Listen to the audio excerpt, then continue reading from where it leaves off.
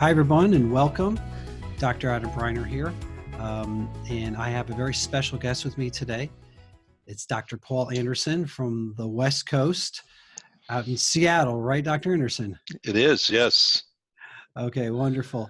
I just want to give everyone a little background about what we're speaking about today and who Dr. Anderson is and why I brought him on.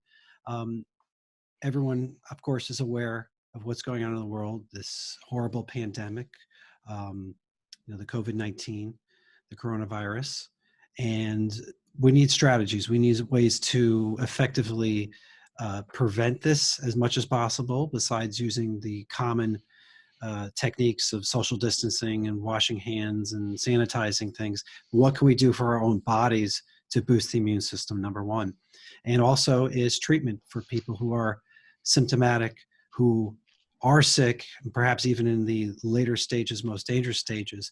And that brings us to the topic at hand, which is vitamin C, or intravenous vitamin C more specifically, for viral infections like the COVID-19. And I'm bringing Dr. Anderson on. I'm going to read his bio here in just a moment so that you can get a sense of why I'm bringing him on. Dr. Anderson is a recognized educator and clinician in integrative and naturopathic medicine. So like myself, he's a naturopathic physician, but his focus on complex infections, chronic diseases, and cancer. And he spent over the past 3 decades with his clinical experience as the head of the interventional arm of the US NIH-funded human research trial using IV vitamin C and other therapies with cancer patients. So that's one of the big reasons we're having him on. He's an expert. He founded the Advanced Medical Therapies in Seattle, Washington. It's a clinic focusing on the care of patients with chronic and diseases and cancer. He's a co-author of the Hay House book, Outside the Box Cancer Therapies, with Dr. Mark Stegler. And he's also a co-author with Jack Canfield in the anthology Success Breakthroughs and the upcoming Lioncrest published book, Cancer, Living Your Life While You Have It. He's a frequent continuing medical education speaker and writer, and has extended his educational outreach through his CE credit website called consultdranderson.com. And he formerly was the professor of pharmacology and clinical medicine at Bastyr University and the chief of IV services for Bastyr's Oncological Research Center. Well, thanks for joining us, Dr. Anderson. Thank you for having me. So, as I mentioned in my introduction, having this outbreak, this pandemic, I mean, everyone's freaking out, everyone's nervous, everyone's staying 6 feet away from each other most of the time, and or of course getting toilet paper. But it's, what do we do to help our bodies? And I know that vitamin C, ascorbic acid is one of the, sodium ascorbate intravenously could be one of those things to prophylactically help, but also maybe treat. So I'm going to turn this over to you for a few minutes. Tell us a little bit about, what vitamin C is and what your thoughts are, and just using intravenous nutrients, even as an immune boosting. Well, yeah, thank you. And so I'm actually in Seattle, Washington, which is pretty much considered ground zero as far as our first cases in the US. And so we've been dealing with this for quite a long time at this point.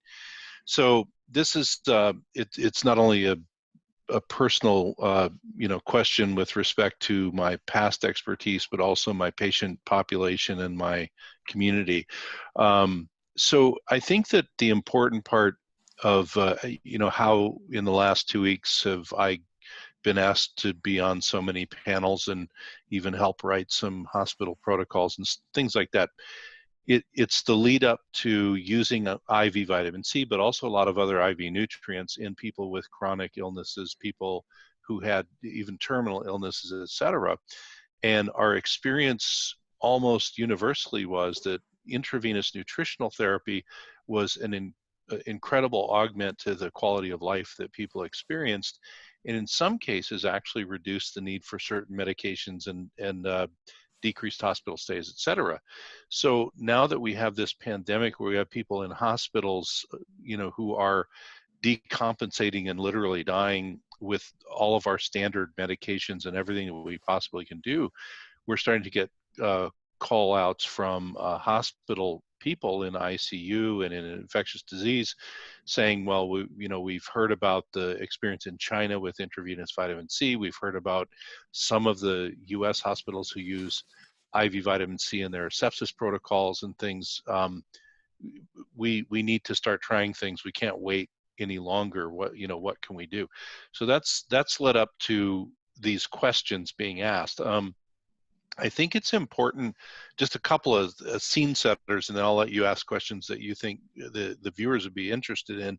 The first thing is when we get to talking about what to do as far as like protocols, things of that nature with IVs, it's a little different what we might do in our offices, like you and me, versus what we might have somebody in an ICU doing. There might be a difference in just in the sickness of the patient, but also in the appropriateness of dose and all of that. So it is important now, especially that some of the hospital protocols are getting around out there, that people understand this is for the hospital, but other things are for outpatient, either prevention or recovery, et cetera, like you mentioned. The next thing is, and I think this is why we finally got American hospitals to, and I say American hospitals because they really don't like to do research with nutrients. It's just, it's not a slam, it's just the way it is. But they started to do more and more research with IV vitamin C and sepsis, critically ill people, et cetera, some with other drugs, some just with vitamin C. And I think what that comes back to is if you think about the fact that humans don't make our own vitamin C like other animals do. It's water soluble, meaning whatever I eat today or take today is pretty much gone tomorrow. So I have to keep getting it. Well, that's all fine and good. But the big thing is that as you're getting sick with a chronic illness, a virus, a bunch of viruses, et cetera, you are burning up this water soluble nutrient. And so then if you get very ill, and let's say it affects your lungs, such as COVID-19 enters through the respiratory system, its biggest area it causes death is, of course, through the lungs. Well, if you're already sick and your levels are low, your oxidative balance goes way off towards being pro-oxidant inflammatory. And when your lungs are inflamed, you stop breathing, you stop moving air, and that's what, largely what kills people. So it's really important, I think, that people understand that it's not, think of, vitamin C is not, how important can it be? It's literally what keeps your oxidative balance in check and doing the right thing. The sicker a person gets, the quicker it goes away. And so I think that, even in the research where they used lower doses, but kind of continuously all day long with septic patients, they had less septic patients die. And in China, they've had less, they've had no deaths in the people where they gave IV vitamin C who were in the ICU, and they've had shorter hospital stays. So it's keeping that going in this critically ill person that's very important. Now we can contrast that with what, say, in your clinic or mine or clinics like it might do on a preventive or early, an early intervention stage, where we have a healthier person who's not in a hospital. They can not only handle, but probably benefit by higher doses. So I think those are areas we probably want to get into as far as, mechanisms of why would nutrients help, but also when is it appropriate to do one thing versus another. Right. So can you described very nicely how it's like the ultimate antioxidant in our bodies, Mm-hmm. and we don't produce it ourselves. But how does it exactly work as an anti-infective agent? Because we know Mm-hmm. Klenner and others have done research a long time ago with Yeah. some pretty serious infections, Yeah. Yeah. really being kind of knocked out with high doses, the 50 Yeah. gram or more. Yeah, so if you go back to things like Dr. Frederick Klenner, and then Linus Pauling and the orthomolecular doctors, and even one of my mentors, Dr. Cathcart, who passed away, and myself, all of us have used very, very large doses. And one of the things that I've seen, even in this, in Seattle, in this pandemic, one of the things that happens is you have family who are near, they get sick, and you do a house call with an IV. And we've had a few instances where we had, and of course we've tested everybody and all of that stuff, but where people had an onset of a very high fever, cough, chills, the whole thing. We're able to get there with a 50 or more grams, so 50,000 milligrams or more vitamin C, do it really early in the illness, and their illness is truncated. It goes down much faster than if they just sweated it out at home. And I'm seeing this repeatedly with people where, kind of like Dr. Klenner's experience, if you can get them in that phase where the immune system's really getting active, you can, it's not that they're not sick, and it's not that they're not fighting virus. It's that you get the immune system a little more balanced, which is what you want with these things, but also working harder. So mechanistically, like a big dose, say 50 grams or 75 grams or 100 grams we've done or more, what happens there is two distinct things, and this is something that vitamin C works different than a lot of drugs because of the way the body metabolizes it. So you get this big burst first. Let's say you give 50 or 75 grams. That gets in the blood really quickly because it's intravenous. And then when the levels rise, you make a lot of peroxide and a few other things that are literally just harmful to virally infected cells. And so not only do you get this war going on then with chemistry against the virally infected cell, that war itself then talks to things like interferon and some of your natural antiviral things that you would use, and it gets them working faster. So sometimes I warn people, okay, you got fever last night, we're getting this IV in you this morning or this afternoon. You might have another pretty big fever tonight because your immune system is going to be more active, but you'll get over it quicker. So the first effect is this big, it's sort of like bringing out the big guns right up front. The next thing, though, that I think, especially with these things that get to the respiratory system, whether it's, this particular COVID that's going around right now, or, H1N1 or H5N1, so it's psychosomatic, I'll cough when I talk about. Oh God. Mhm. Hey, we have at least 3,000 feet mile separation. We're okay. That's right. Yeah, I'm not. That was breathing water, and so it was pretty funny though. So when you have these respiratory things, the other thing that's a benefit is, so you get your first sort of like the first response is the big dose is literally antiviral and immune stimulating. Right. But then your body, when you get these big doses intravenously, it doesn't just all leave you right away, which is very important. That's a little different than oral. Like you take oral vitamin C, that's good, but it kind of can go in and keep your levels kind of normal, but it's going to go away when you stop taking it. When you put a lot intravenously, you get a big bunch in the plasma, you get this big fighting effect. And depending on what your dose is, for up to 1 to 2 days after, you will slowly eliminate it. Now that takes care of the other side of the equation, which is what the hospitals like the ICUs are more concerned about, which is keeping the antioxidant trail that we call the sort of a trailing effect of vitamin C, where the vitamin C then can go to my normal cells that I don't want to get sick and keep the antioxidants balanced so I don't get too inflamed, so my lungs don't fill with fluid, I don't get, brain inflammation or cardiac inflammation or other stuff. That's very important. And that's why we can see if we catch someone in the first, say, day or two of a bad illness, febrile, viral illness, get them a lot of vitamin C, we can see their illness shorten because they get the big, killing effect, and then they get the second punch, which is keeping them in balance.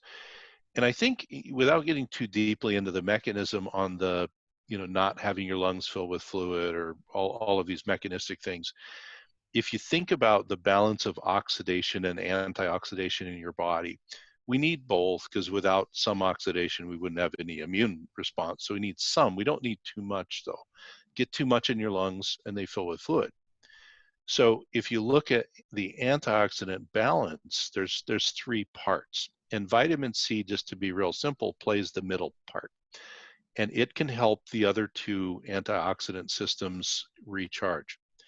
It's the most eliminated, meaning we don't make it in our body. So if we're not eating it or getting it somehow, it's the rate limiting step. And it's, as I said, it's the one that can help both of the other systems. And the other systems are with cell membrane or inside the cell sort of antioxidant. So vitamin C literally can keep that either working appropriately and lower your inflammation, or not working appropriately and you go into an inflammatory response, which can make you very sick or in the hospital kill you. So I think that's why vitamin C is so critical, and why we see in early studies with septic patients in the hospital, or in China, the research with COVID patients in the ICU, why they're not dying, or they're dying at lower levels, and why their hospital stays are shorter, because they're actually getting healthier faster. So to sum it up, we got the oxidative bursts with the very high doses. We're talking 50 grams or more, depending on patient weight and severity of the case, helping kill those viruses. And then we have the continual high levels of antioxidants on board to help, the whole system with this inflammation state. Now, I know that like Dr. Kleiner, he would do like 50 grams and then maybe or whatever dose he would do. And then maybe another 4 or 6 hours later, hit it again to further hit the infection. Does that seem like it's Yeah, an important thing for you? yeah, I've got almost all of his writings and his papers, and his if you think about it, he was largely trying these things out from scratch. Like there were not a lot of other people talking about these things, and he was kind of like our situation now. He was in a hospital situation, and he would go and say, look, we don't have any other answers for this person who's dying of pneumonia or whatever it was. Right. And so he tried different doses and different timings, but the sicker you were, the more repeated dosings you got.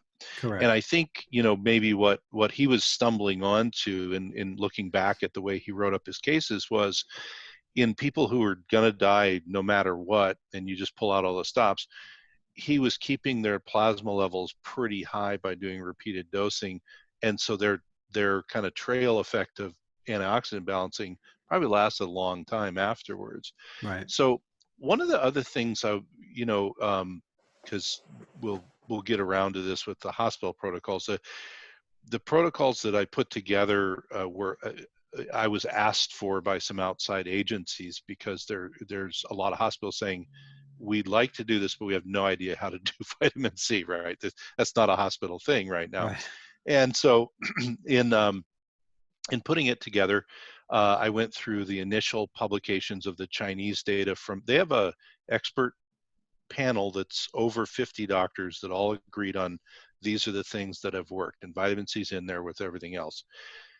But one of the things that I tried to keep the hospital protocols really easy to do for a hospital, because hospitals have a lot of machinery and a lot of staff and things to get in the way. But I want to point out, and I did point it out, and I basically what I've told hospitals, if you want to do this, ask me. But in China, the main doctor who brought vitamin C in was already researching it, using it in sepsis and other things. So he was very familiar.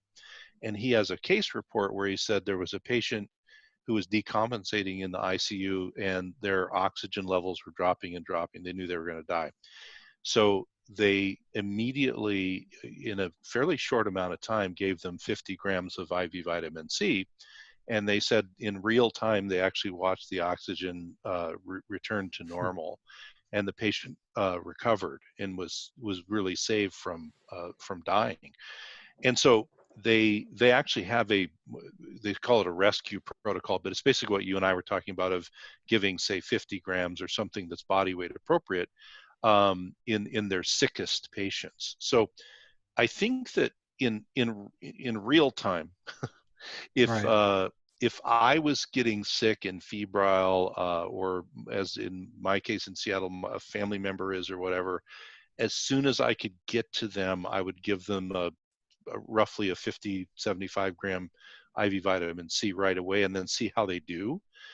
We also then put people on, which is very important, and Dr. Klenner talked about this, and Pauling talked a lot about it. After their IV, we put them on multiple doses a day of oral vitamin C to keep the levels up. Mm-hmm. So between IVs, you still get more of an effect, and I think that that's also real critical too. What doses were you recommending Yeah, for orally? I mean, a couple of so thousand every hour or so? Or? yes, so my passed away now mentor, Dr. Robert Cathcart, he actually published in 1981. The publication was the bowel tolerance dosing for oral vitamin C, Right. and he got that published, and that's what we've all kind of done. And so what I just tell people is, and obviously we're not giving any medical advice. Talk to your healthcare provider who knows about vitamins. Not every other one will. But when it comes to vitamin C, it's very safe. Most people who've taken it know if you take too much, you can get diarrhea, loose stools. Right. That will not kill you generally, but it's uncomfortable. So what Cathcart wrote out and what we've always told people is spread the doses out through the day. Start with a certain amount and increase until your bowels do start to get loose, and then just don't go higher, right? Right. And so what I tend to do, what I do with myself is I use ascorbic acid in a crystal form. I put it in my water. I drink it through the day. Patients, I'll have them because they usually eat 3 times a day. They can remember eating and taking vitamin C. So start with 1,000 with each meal and then go up. What you'll notice is if you're not sick and not exposed to a bunch of junk, so the flu's not going around or colds or whatever, your bowel tolerance would be lower. Might be 1,000, might be 3,000. If you're sick or fighting, you can be literally throughout the day in multiple doses taking 10 or 20 or 30 grams. There's people who've taken way more than that, who have active pneumonia or something.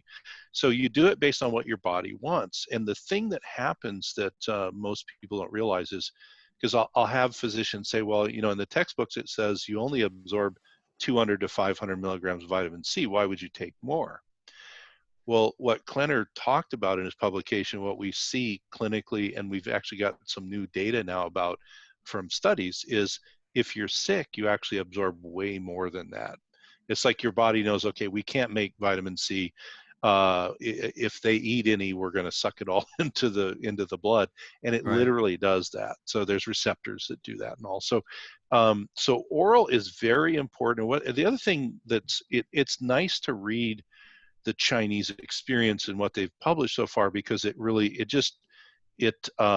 supports everything we've been telling people all along. And what they're saying is we want people not to go to the hospital, right? We want to keep them out of the hospital. Yes. If they get to the hospital, we've got these protocols for them, but we would like them to take oral vitamin C throughout the day in this bowel tolerance way as a preventive. And then in China, they also recommend traditional Chinese medicine approaches, et cetera. Mm-hmm. And their whole goal is let's keep as many people at home out of the hospital getting better on their own, and keep the real sick people for all these other interventions. My feeling, especially with my family and some of the other patient experience that we've had, which is probably matches yours, is if we can get people early on, and of course you need the right protective equipment, all that business, but if you get them early on and you can give them a higher dose of vitamin C intravenously, you might not only cut their disease shorter, but keep them away from the hospital. And I think that's the most important thing. Yeah, that's a huge thing, and that's where sort of we're coming in here from our perspective, because we're telling people different herbs and different things they can take, and nutrients and cofactors, and obviously vitamin C, and being able to, let's say, do intravenous vitamin C as and not just vitamin C, but perhaps some of these other, immuno boosting IVs as a prophylactically. So would you agree that would help the immune system ahead of time? Yeah. I think it's really important, because people, obviously when we're healthy, we don't think about illness, which is great, but as you are fighting, and here's an important thing people miss, is they'll feel not sick or reasonably healthy amongst other sick people. You don't go from being totally not affected by an infection or infections going around to just sick one day. What happens is the reason you don't feel bad is your immune system's working. The problem with your immune system is when you're fighting all these people around you who've got the cold or whatever is going on, all of these water soluble nutrients like trace minerals like zinc and selenium, all those good guys, the vitamin C, but a lot of the B vitamins, et cetera, they get used up a lot faster when you're fighting. Right. If you fall off the cliff of, well, it's like you overdraw your bank account, I've overused my water soluble nutrients, your immune cells slow down and then you become an open door for whatever's out there.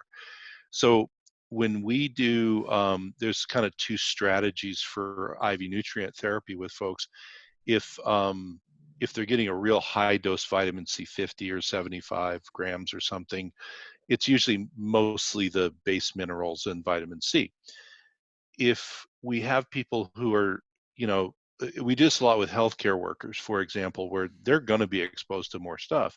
Yeah. They might come in once a week or even twice a week, and one of their IVs will be all the other nutrients, all the trace minerals and the B vitamins and some vitamin C, just to kind of, what I says, fill the tank. They can take stuff orally between. And then if they're really getting exposed, like getting an IV vitamin C of a higher dose once a week, and that's literally what I'm doing right now, is it usually Me twice a week, too. but Me too. yeah, at I got my least once a week, fifth. but usually twice a week, I'm getting Yeah. 50, 75 grams of vitamin C because I'm just more likely to be exposed to people who are not well, and I don't want my levels to keep going down and then I get sick. And I'm taking nutrients every day, very, very, very in a regimented way, because it's sort of like you're buying insurance for your immune system. Right. And that's really what we're talking about. I mean, for people who may not have the opportunity to go once or twice a week, or let's say multiple times a week. Let's say they want to come in and do an IV, but they want to get the cofactors. I'll call them the I guess the support troops, Mm-hmm. right? To Yeah. help out Yeah. the immune system, the B vitamins, the Mm-hmm. trace minerals and magnesium and zinc and everything like that.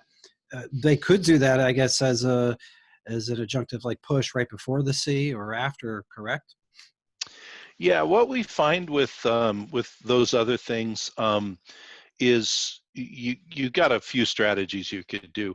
If you're going to give it, like timing it with the vitamin C IV, we'll usually have people do the other things first, Right. and then because what'll happen if you think about like the B vitamins and maybe some trace minerals and things, your cells, that goes in the vein first. Your liver, your brain, your other cells are going to suck those up really quick. They're not really going to circulate a long time.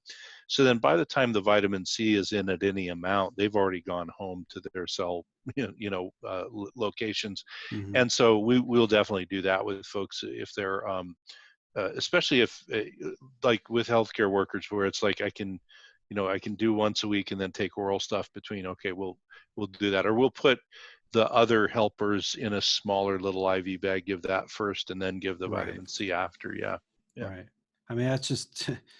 I'm telling people it's like sending the soldiers to the Yeah. battlefield without any bullets. And Right. so here we are Yeah. giving them the Yeah. tools. I mean, Yeah. it's just so important right now. I mean, and orally, we talked about that a little bit about giving people, I mean, even Mm-hmm. now to bowel tolerance, we'll keep it up. Yeah. Now, what about vitamin C being its, sort of electron donor, right? That's part of, I guess, how it's Mm-hmm. helping, correct? Mm-hmm. Now, what about the things like glutathione, which help sort of Right. replenish your own vitamin C's antioxidant capability? What do you have to say Right. about that? Yeah, so glutathione, there's sort of two things about it. Number one, anything that we said about lowering the inflammatory response in a viral illness, especially about vitamin C, could be said for glutathione, and they actually do help each other. They each recycle each other. One thing that people may not know with antioxidants like vitamin C, glutathione, et cetera, is once they soak up the bad electron from the pro-oxidant, they are in a used up state and they have to be recycled. So if glutathione does that, part of what helps it is vitamin C and some other nutrients. If vitamin C does it and goes to a dehydroascorbate form, glutathione helps to recycle it. So you really need both. And there's actually some really good, there's both some clinical data, but also there's some really good on the ground, this is working right now, things going on with people increasing glutathione levels as a way to combat some of the respiratory inflammation, etc. And that's largely because vitamin C, glutathione have to work together to keep each other going and working. So one of the things that we'll talk to people about, depending on how ill they are too, is they might do, like we just talked about, let's say they can come in once a week, they get some helper things, high dose vitamin C. We will often have them do every day while they're taking their other nutrients, do either a liposomal glutathione or acetyl glutathione, one of the absorbable kinds, Right. or maybe a precursor like alpha lipoic acid or N-acetylcysteine. Correct. Nice thing with like N-acetylcysteine is you get like 3 benefits. One is it just helps your lungs The lungs, secretion stay a little lighter, but it also helps make more glutathione naturally in your liver and your body. So we definitely want, you don't want to just do one thing. You want to kind of help all the soldiers. And glutathione is as critical as vitamin C. It's just that our body actually can make glutathione and we can't make vitamin C. So vitamin C is sort of like our first priority. Then we want Right. to help Now, everybody else. what about people who said, like, if you do have, let's say, high dose vitamin C for an infection or cancer, that's more also up your alley here. Mm-hmm. And then following with a glutathione push, is that antioxidant effect of glutathione may offset some of what you just did with the high dose vitamin C, or you not find that to be an issue? Right. Yeah, if we have, I think the 2 settings where it's most critical, probably, if for other things like general health, probably not an issue. But if you're doing 50 or more grams of vitamin C and you have either cancer that you're working on or a bad viral infection, where you think about it, like cancer takes over the cell, viruses take over the cell just in a different way. You're fighting the same with higher dose vitamin C, either one, in many ways. So if you do glutathione, say after you did a high dose vitamin C, you would slow down a lot of what you just did with the vitamin C, which is why Right. we prefer to separate them or just give people oral in between. Or like you said before, maybe even prior to, Yeah, you infusion, could probably, if needed. be way ahead. Yeah, I'd put the glutathione in first and let it get Right. home, and then Get home. and then the other guys. Yeah, yeah. I mean, and that is the thing. Your body actually uses the water soluble stuff and glutathione rather quickly. Your liver, when it sees glutathione, will suck most of it up right away. It's happy. So yeah, you just don't want to. You wouldn't want to go to all the work of raising the blood levels of vitamin C real high Yeah. and then put glutathione in afterward. That would not make a lot of sense. Yeah. Well, that makes a huge amount of sense. Yeah. Well, my last thing, because, I'm sure we're going to have some physicians that are going to watch this, and I'm trying to get the word out to other docs on the Mm-hmm. battlefront, whether it's the naturopaths or the allopathic MDs who are literally have their hands in the thick of it. And I'm Yeah. getting word from them that it's bad. And we mentioned about the ICU patients, Mm-hmm. going into the DIC and microthrombi and all these really nasty things, and the cytokine storm. That's the thing that everyone's talking about, the Right. Yeah. cytokine Yeah. storm, Yeah. and that's what's killing these people and sending them into Exactly. shock, and they're having to Yeah. use all these different heroic methods that the emergency medicine is so great at, but this is something that they haven't been able to figure out. So will vitamin C, will that, and how does that help with this cytokine storm? Mm-hmm. Well, an interesting thing, which you could take from 2 directions. If you look at American research, it relates a bit to the sepsis research that they did with continuous vitamin C, but direct research with COVID and cytokine storms, they literally list that as a separate category, obviously, because you can be in the ICU and pretty sick and needing either oxygen or ventilation, et cetera, and not having a cytokine storm, Yeah. or you can have all the problems plus a cytokine storm, which will kill you. So they literally divide it out into, stratifications. there's two things that they've done that I think make not only make a lot of sense, but prove the concept that vitamin C really is supportive. One is what I just told you a little bit earlier, where they had people decompensating so fast where they gave them 50 grams of vitamin C just immediately, and they could get them recovered, their respiratory capacity recovered.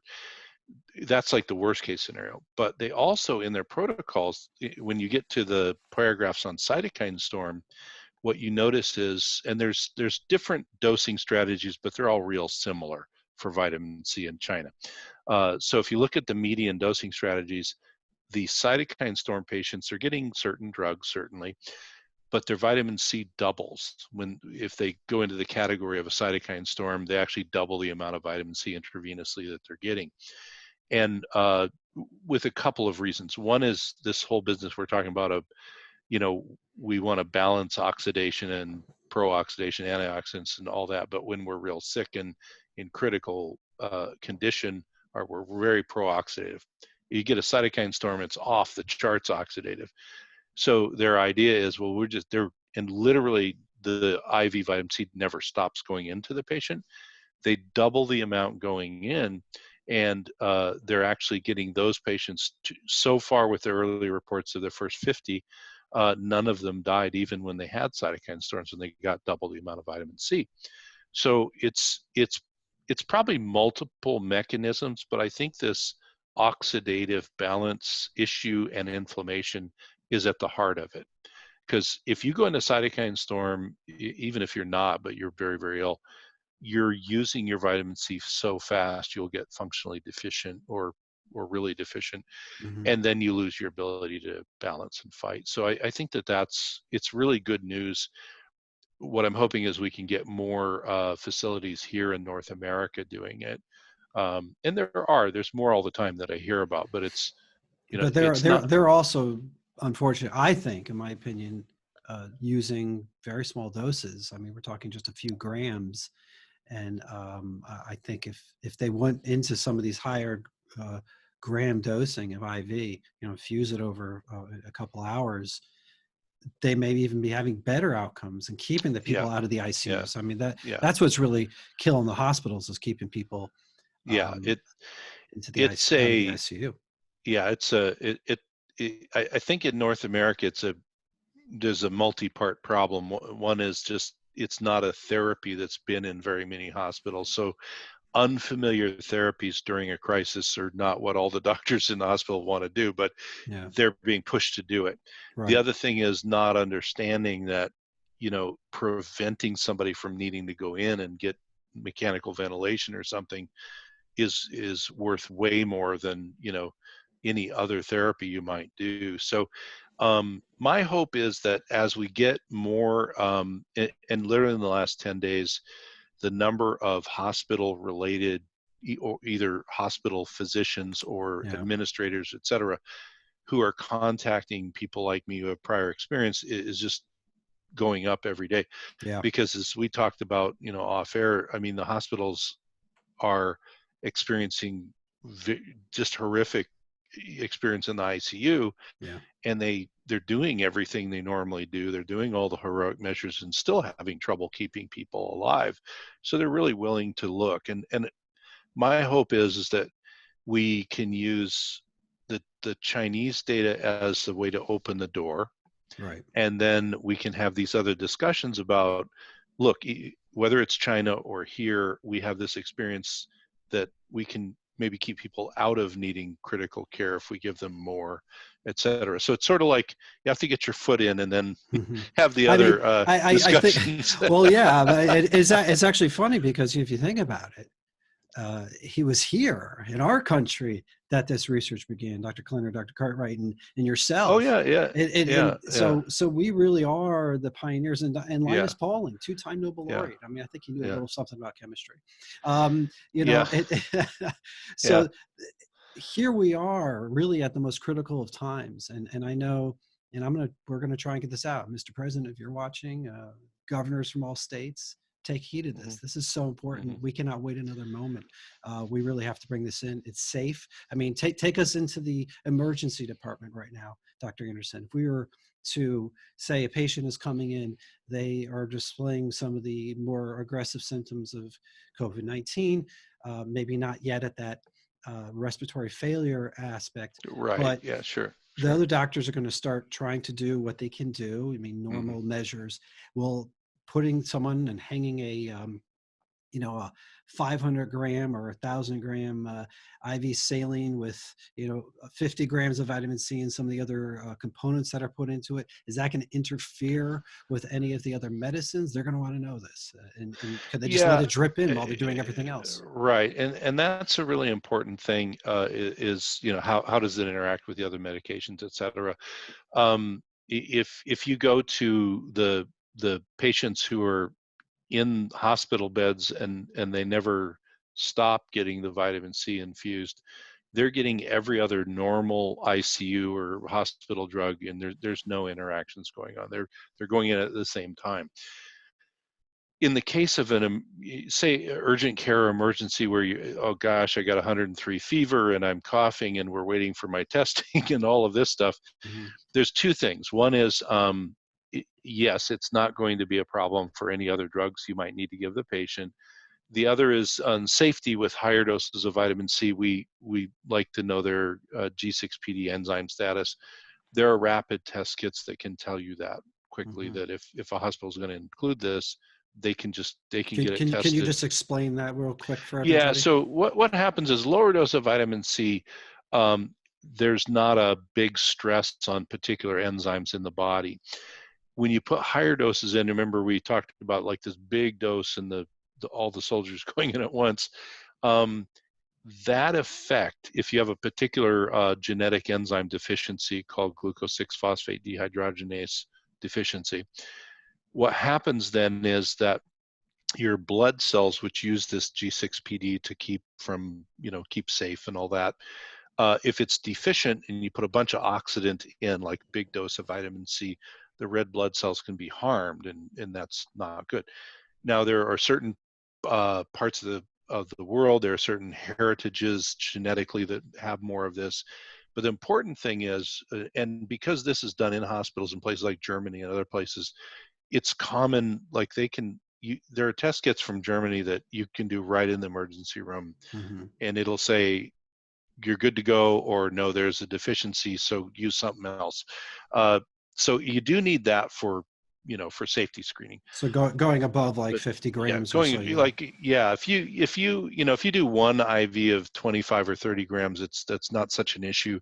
If you're going to give them 50 grams repeatedly, you're going to tax the system pretty heavily. So, Sure, sure. so a hospital that was going to do that, but I guess my point is, it's like all the other tests they have available. Yeah. It's easy to do. It's just you need to do it. So, For those so docs out there, what population, what heritage would be a higher likelihood of having a G6PD well, deficiency? certain it's traditionally been thought of, well, Mediterranean, especially Southern Mediterranean people, but there's of course a lot of a lot of movement of people from the Southern Mediterranean now. Yeah, yeah. This is an odd thing to think of having a deficiency, but it developed because it kept people from having bad effects from malaria. So in endemic malaria areas, certain parts of Africa will have it. In certain parts of Northern European descents, some of the so Ashkenazi Jewish population have a higher amount. Certain other ones that migrated around. Um, the problem is you can't just ask somebody, if they have those heritages, because they may have not have inherited this. Exactly. And I've also run into people in my practice, because we do this and we do screen people.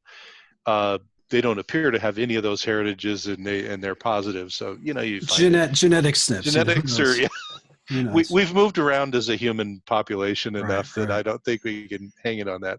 So, right. but I guess the point is, you could even, and these are some of the discussions I'm kind of having in the background, hoping to keep our foot moving in the door Right. with facilities, is you can very safely do something. Say you got a febrile person and you did a 25 grams of vitamin C, you're in that safe zone to do one IV. You can get your ducks in a row with your labs, and then you can move on to whatever they need after that. Mm-hmm. But I think that the point, whether it's in the Chinese case reports or in the things I've seen personally with patients Right. who are very febrile, and you shorten their disease course, that keeps them out of the hospital too. It's like that, like out of the hospital is golden. It's the last place you want to go unless you need Absolutely. to, you know? Right. Right. So, Absolutely. Well, this has been a huge amount of awesome information. I can't even tell you, this is going to blow people away, because I think they're going to finally understand that this is, I'll just put in one thing, because some people have commented, oh, well, this is, it's a natural source and you need to take it with all its other components. And, we're talking about literally the chemical here, ascorbic acid. yeah, yeah, And we do know that in right. fruits and vegetables Sure. and other Yeah, things like that, you're getting all these bioflavonoids and all these great cofactors that are so right. important to help the whole system. Yeah, So we're not saying that shouldn't be right, a right, good right, source, but right. that's just to maintain, some of Yeah, your your basic levels. Here we're daily going, levels. Yeah,